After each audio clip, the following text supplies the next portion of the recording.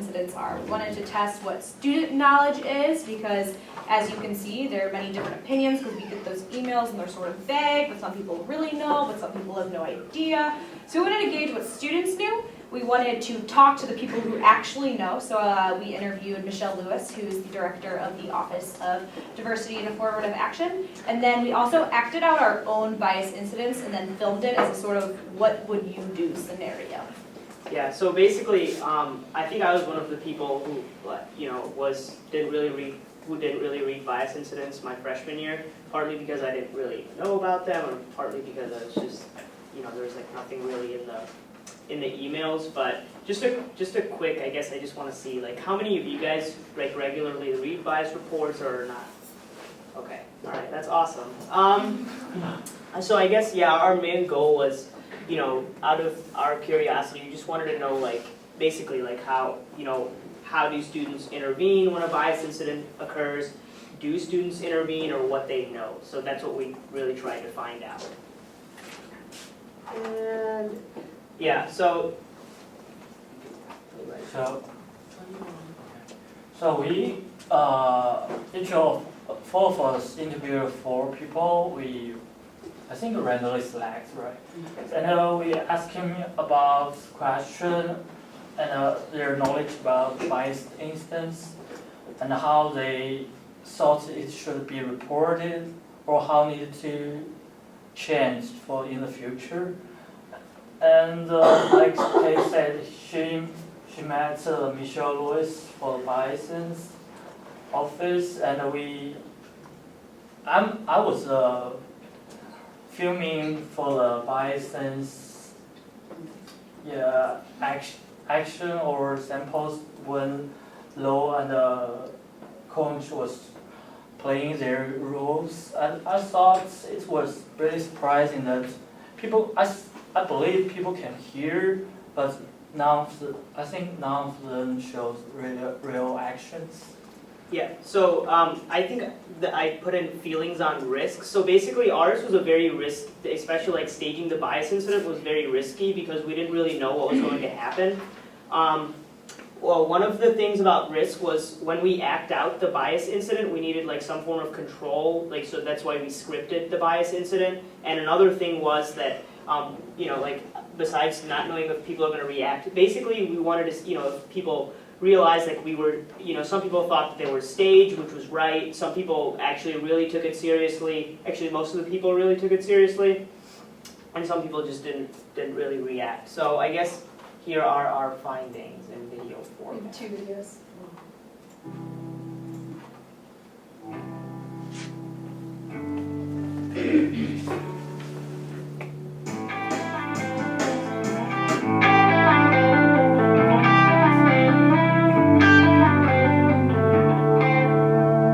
What is a bias incident?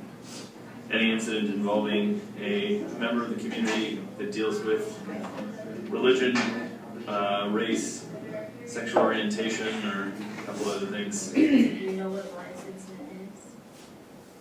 Yes. What is it? It's the situation in which classmates feel indifference about it. What do you think bias incidents are? I guess it would be someone taking advantage of somebody or because of their race, gender, sexual orientation, I don't know, something like that. So it's a lot of vague things about discrimination. Incidents? I know they're supposed to be reported to DPS. That's wrong. And there's a log of biased incidents. What if there's a bias incident that happens at SLU? What's like the proper protocol? To report it? Who do you report it to? DPS? I think. Oh, what do you bias, think? I'm thinking the wrong thing. I don't know who I reported, to be honest. I really don't. Do you know who handles bias incidents on campus? Do you know how to report a bias incident? So All I ever see is those emails about, there's been a bias reported. No idea, I mean, even if you click on it, there's really not that much to report. What is the protocol for the bias instance? So I think usually for one of these, you would either call, like report the incident to DPS. Yes. And I think mostly that's what you would do, and you would describe the situation. I'm not sure if it goes further than that. Okay. Do you read the bias incident report log? Are you familiar I with do, it? yes. Um, Too frequently, actually. Do you read by incident emails? When you say read, I just like skim it. I Okay. see what happens and I'm like, okay, and then I delete it, but no, not too often. I read the incidents. I just think I can think of glimpses of the email as this just, I mean, sometimes it's, I never really intentionally went through it that much, but I just kind of glimpse that out, there's an incident, and then move on. Did you read the email? Yeah, I always make a point to read the emails for the bias incidents. More or less, I'm just curious as to what happened and what the feelings are around campus, just so I'm informed. Do you think the emails do a good job of informing about bias incidents? How frequently do you go through those emails or read those Well, emails? I check them each time I get one, just like I check the public safety alerts. But, you know, the last couple times I've clicked on, there's not really much about bias. You know, obviously they're not going to come out and say who it is or who the teacher, but a little bit more information will help instead of just saying a bias has been reported. Because we've got, you know. do you know of any ways you think the university could make reporting on bias incidents or what they are more clear to the student body? Thanksgiving break beyond, like, to the Saturday. That's a good question. after release party, December 1st. I think December 1st through, like. if they could include the incident within the body of the email, because you know how, I get that. Just say look it up. Yeah, but you have to go look it up, and that's an extra step that, like, for, like, let's say the DPS reports or whatever, I read those because it's in my email, it's where I am. I'm checking my email, so I read it. For the bias incidents, I'm not gonna go check somewhere else if I'm just in the process of reading it. How do you think other students should react when they saw biases? I think depending on like how bad of an incident is, they should either try to handle it themselves and work it out, or if it's really severe, then report it to administration or someone who has better control of the situation.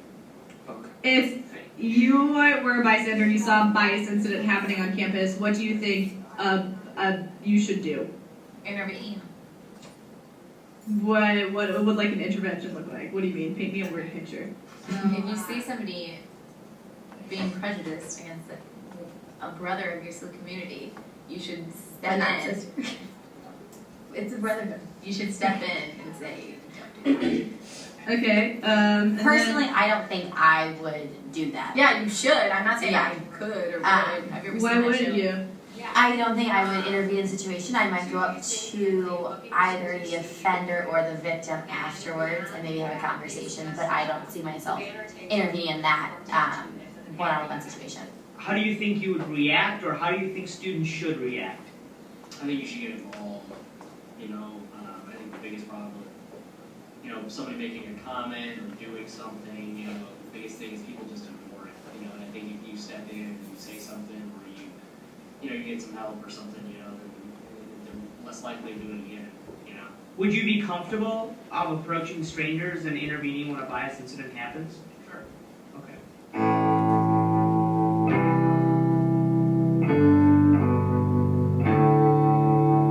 So they're legally protected parts of their identity. Me having brown hair is not legally protected.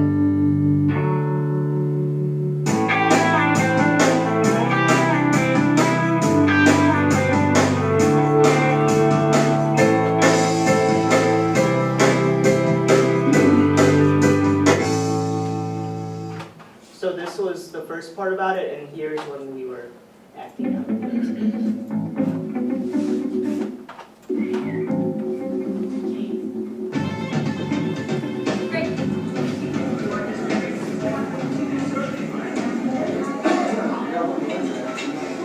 You can't really hear it, so I have a ticker thing. Yeah.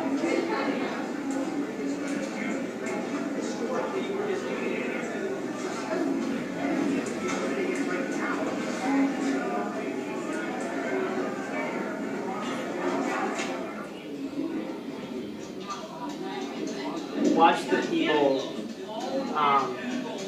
here who are sitting.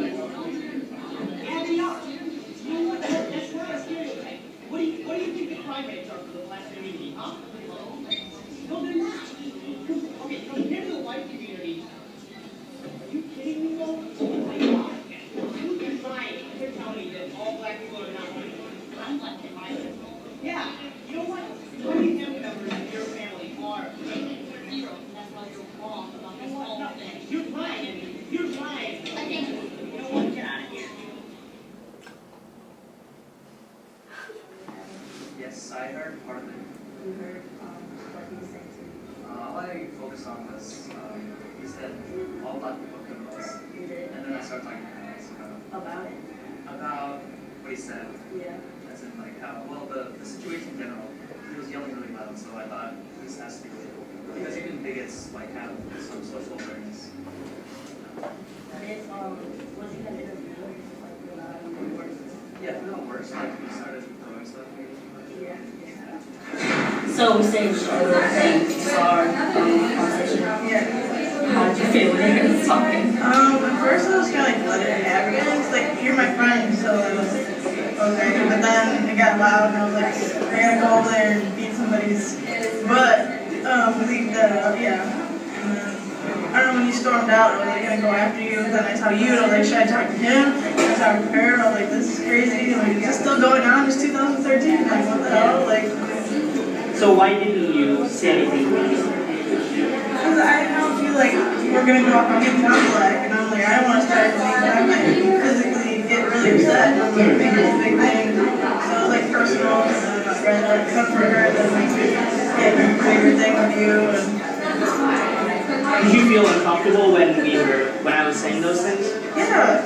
Yeah? It was awful.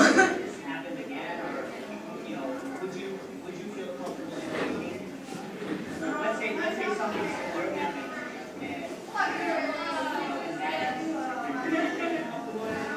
It would be the right thing to do, but I would be scared to. I know, if it was my friend, I'd be more comfortable, but if it was somebody I didn't know, I'd be uncomfortable. I probably wouldn't say anything. Okay.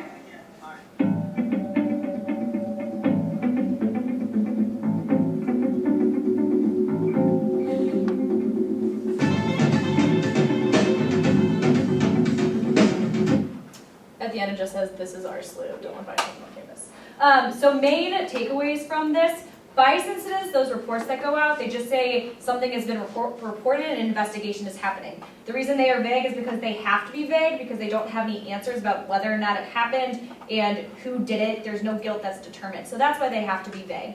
The exciting thing that we found out during my interview with Michelle is that this year, for the first time since bias incidents report log started in 2010, they are meeting to see what changes need to be made to make them more effective. And so that gave us a unique opportunity to take the interviews that we had, and we had more than just what was in the movie. We had multiple interviews, to take that information and to share it with their office about ways that they can make students more aware of what bias incidents are, what the protocol is, and what you should do if you see one.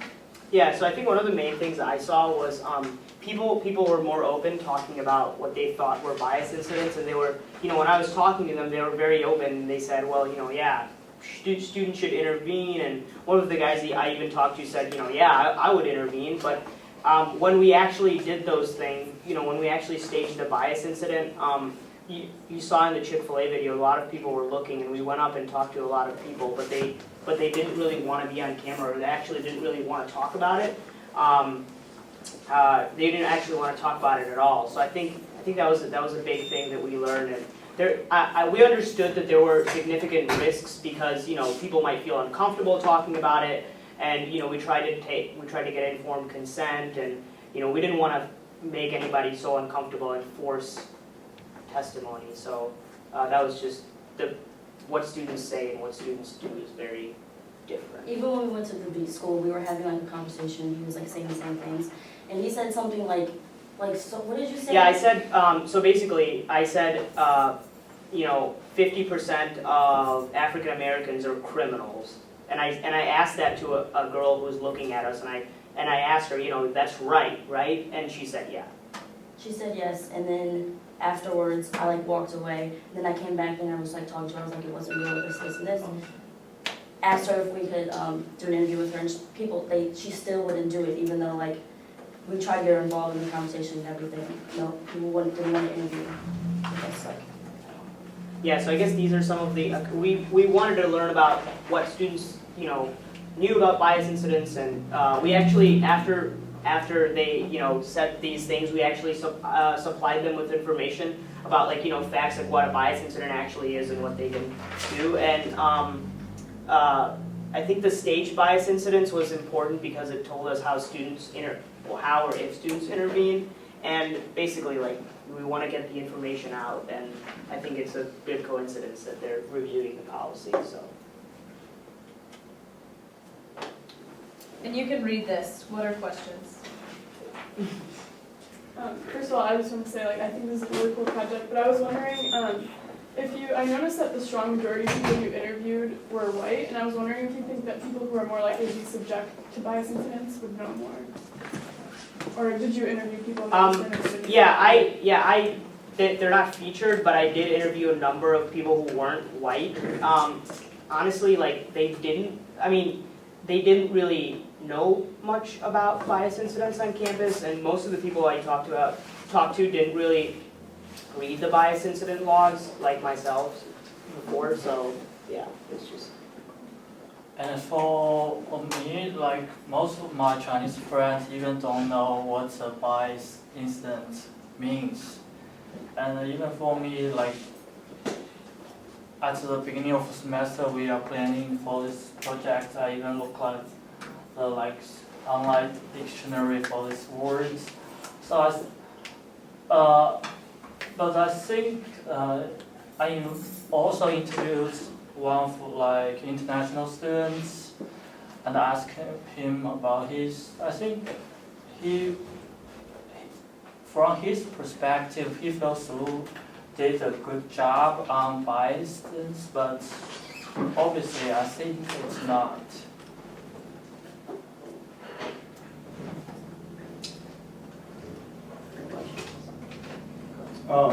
Was that the only two filmings you did for that? No, we filmed the B school. We filmed in the Bean.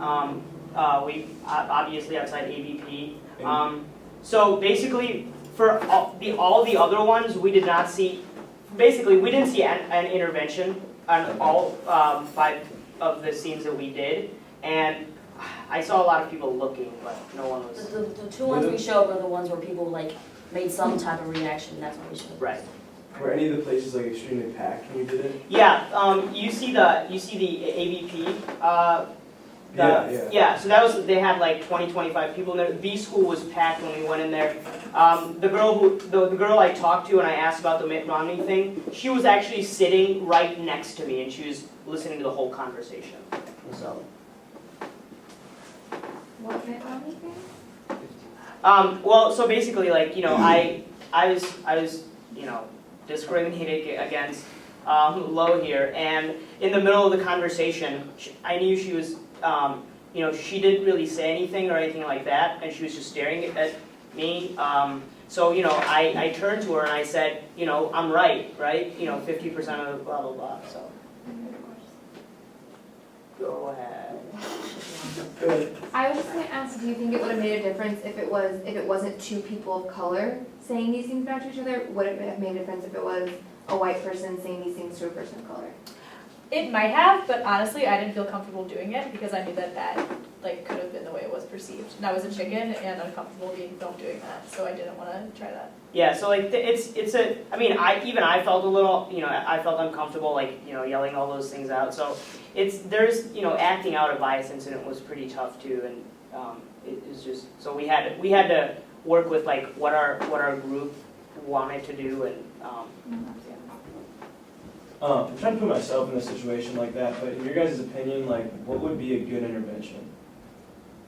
Honestly, what I gathered also from talking to Michelle is that when you just walk into those one conversations and start saying you're a racist, that's not going to get a good reaction. A better reaction would be to say are you okay to the person that is being subjected to a bias incident, and then address the situation and saying when you say those things you come off as, or they may seem, instead of saying you are racist, because no one reacts well to that. Surprisingly also, the vast majority of bias incidents aren't these sort of verbal confrontations. More often than not, it's a word scrawled on a bathroom stall or a note slipped underneath someone's door. They're much more subversive. So these sort of scenarios are not common, but they were also the only way we could film because we can't just like throw racist notes around campus and see what people are gonna do about it. And like the one I interviewed is one of my friends, and his father was a B school teacher, and he said like if he would saw a bystander, he would go in, try to stop, but not causing a big fight. And he's saying, because he is originally from St. Louis, he thought like St. Louis was really diverse places, and he told me some like unfair treatment in North St. Louis, East St. Louis, like people of color were beaten by like police, even by the policemen or something. Yeah, I guess just one last thing for me personally. I mean, this was great. This was like one of the craziest things I've done. I mean, it was just tough yelling those things out. Sitting there, like honestly, like it wasn't hurt my feelings because it was planned, but I like thinking about like if I was actually in that situation, it's crazy to think that if I was sitting at a table with someone and they were yelling at me, telling that like my whole family is criminals, all that were criminals, and no one would step in and be like, "Are you okay?" Like that's really crazy. People said interventions were the right thing, but we're uncomfortable actually doing it, is one of the biggest things we believed.